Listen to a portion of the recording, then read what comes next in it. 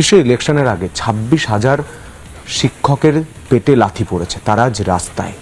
এর দায় কাকে নিতে হবে? তৃণমূল সরকারকে। there is no excuse।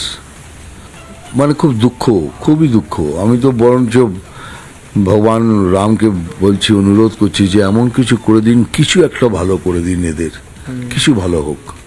কিন্তু এই এড়াতে পারবেন না, because it is only because of this government. প্রথমে তো বলুন যে এটা হলো কেন, why it has happened.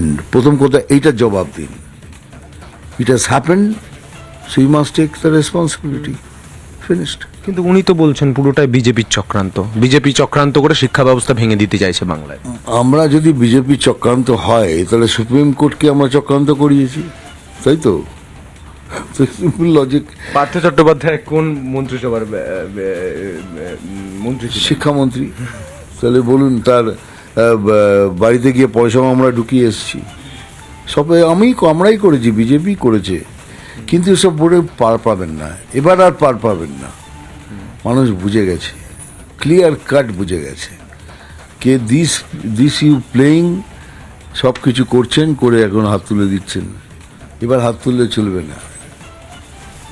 You have to take the responsibility.